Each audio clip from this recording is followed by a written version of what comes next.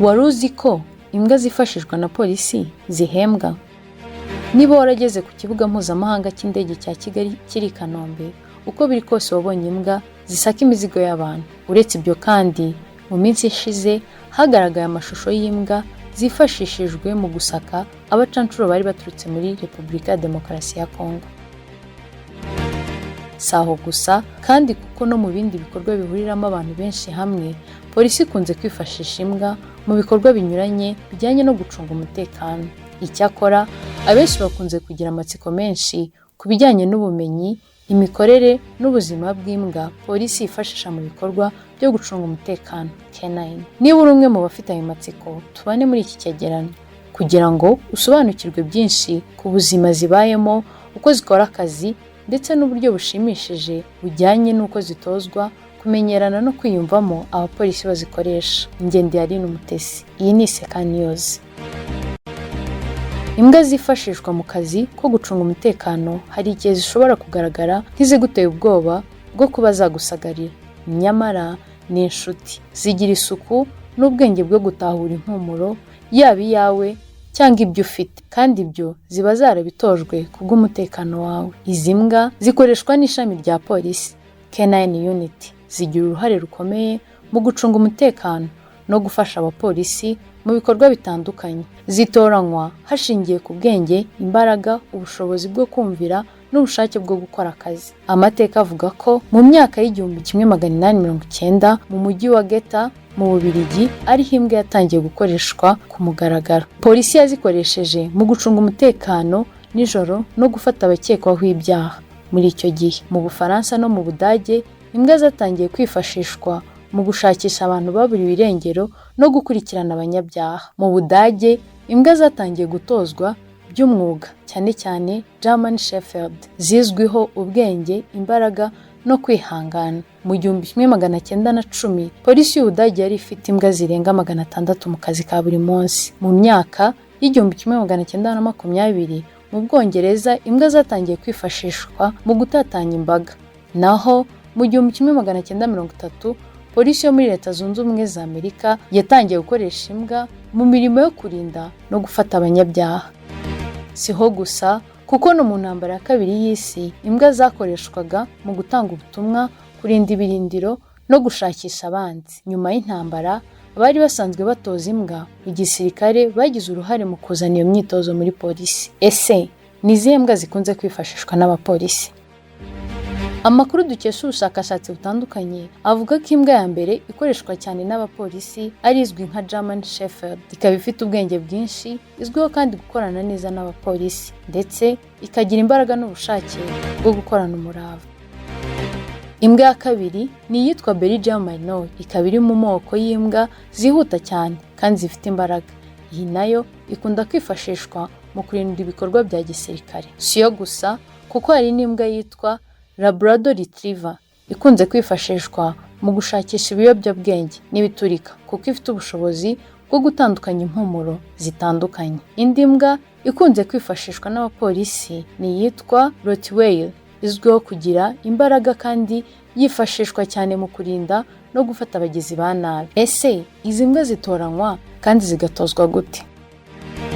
Izi mbwa zihabwa imyitozo yihariye igamije gutuma zihugukira umurimo runaka. Abapolisi bazifashisha baba bararemye ubushuti hagati yabo nazo, ku buryo baba bafite uburyo bwihariye bwo kumvikana hakoreshejwe amagambo cyangwa ibimenyetso by'umubiri. Imbwa zifashishwa na polisi zigira uruhare runini mu gukumira ibyaha no gufasha inzego z'umutekano mu bikorwa byazo bya buri munsi. Mu Rwanda, izi mbwa zatangiye gukoreshwa kuva mu mwaka w'2000 ubwo polisi y'u Rwanda yashingwaga. Muri uwo mwaka, polisi y'u Rwanda yashyizeho iri shami ryitwa Canine Brigade mu rwego rwo gukumira ikigero cy'ibyaha byariho muri icyo gihe. Kuva icyo gihe kugeza ubu, iri shami rifite ubushobozi bwo gutahura ahari ibiyobyabwenge n'ibisasu hifashishijwe ubwoko butandukanye bw'imbwa zikorera ku mipaka, ku bibuga by'indege no mu nama cyangwa ibirori bitandukanye bibera mu gihugu. Kugira ngo imbwa nshya zinjizwe mu kazi, igomba kunyura mu byiciro bitandukanye by'amahugurwa. Ku cyiciro cya mbere niho zitozwa cyane mu gihe gito hagamijwe kumenya ubushobozi bwazo kugira ngo hamenyekane icyo buri mbwa izakora, haba gutahura ibiyobyabwenge cyangwa ibinyabitabire bishobora gukorwamo ibiturika. Ku cyiciro cya kabiri zitozwa kumvira, kwirinda, guhindura imico n'ibibazo bijyanye n'imyitwarire. Icyiciro cya gatatu ari nacyo cya nyuma ni amahugurwa ikorana n'umuyobozi wayo uzayikoresha hagamijwe kwitoza, kumenyera no guhuza nawe. Mu gihe uyikoresha ahawe izindi nshingano, bisaba ko ihabwa andi mahugurwa yo kuyihuza n'undi mupolisi. Birumvikana ko hariho iyo miterere mu myitwarire. Urukundo no kumvira bishobora kugira ingaruka ku mbwa mu gihe uwayikoreshaga atari hafi. Imbwa zatojwe zishobora gutahura ibiyobyabwenge nk'urumogi, heroine, kokayine n'ibindi, bigafasha mu kugaragaza abakekwaho kubicuruza ndetse n'ababa bafite ibisasu. Ariko se izi mbwa zirahembwa ko ziba zakoze? Nibyo rwose zirahembwa, nk'uko bigaragazwa n'abahanga mu bya siyansi. Guhemba imbwa ku murimo runaka ikoze biyitera imbaraga zo guhora iwukora.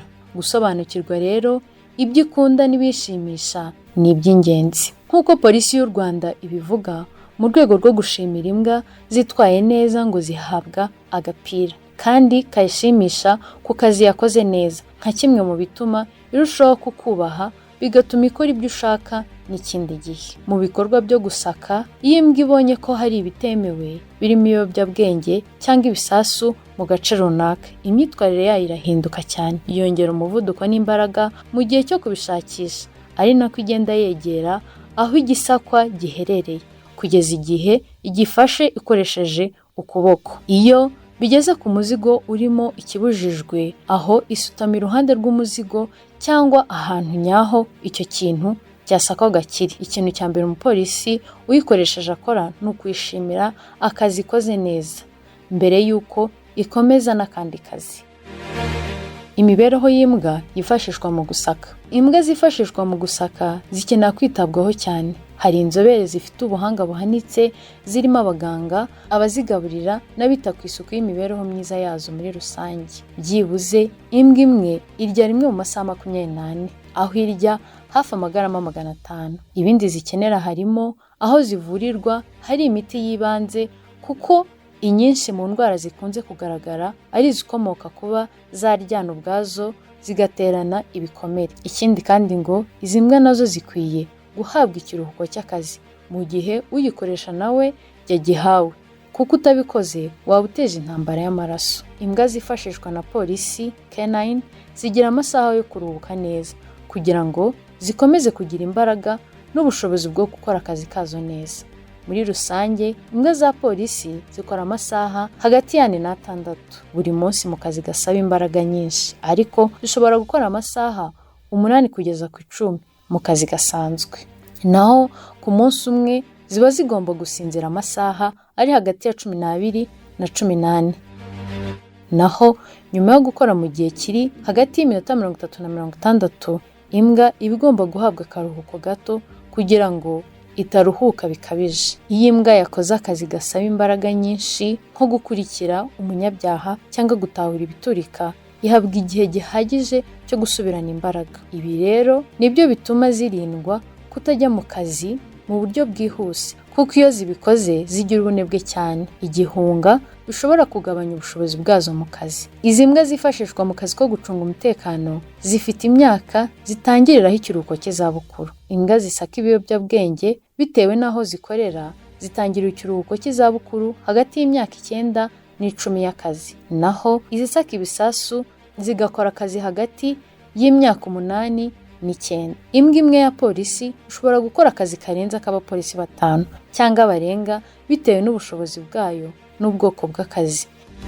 Ikindi kandi ishobora gutahura impumuro irenze ku y'umuntu abasha kumenya inshuro 10,000 kugeza ku 100,000, bikayifasha kubona ibiyobyabwenge, ibiturika cyangwa abantu bihishe. Ibikenerwa mu ifunguro ry'imbwa za polisi.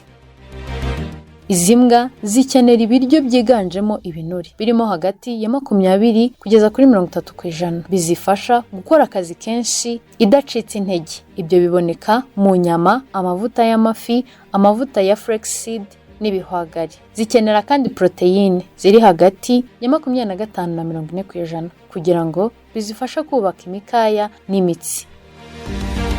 Ibyo nabyo bikaba biboneka mu nyama zitandukanye: inkoko, ihene, inka, amafi, amagi n'ifu y'ibigori. Zikenera kandi ibinyesukari biri hagati ya 20 na 30%, nabyo bizifasha kugira ingufu zihuta cyane. Bikaba biboneka mu muceri, ibijumba, imyumbati n'ibigori. Imbwa zifashishwa mu gucunga umutekano ntizikoreshwa mu Rwanda gusa, kuko ari zimwe mu zifashishwa no mu kazi gakorwa n'inzego z'umutekano i Cabo Delgado muri Mozambique, aho izi nzego zatangiye umusanzu wo kurwanya ibikorwa by'iterabwoba bw'umutwe wa Nasser al-Sunni al-Jama wari warayogoje ako gace kuri ubu wamaze gucika intege. Umutekano ni kimwe mu byitabwaho cyane na leta zinyuranye z'ibihugu, ari nayo mpamvu zikoresha uburyo bwose bushoboka mu kurinda umutekano w'abaturage n'ibyabo. Ibyegeranyo nk'ibi nakagaruka kuri Seka News. Ndabashimiye.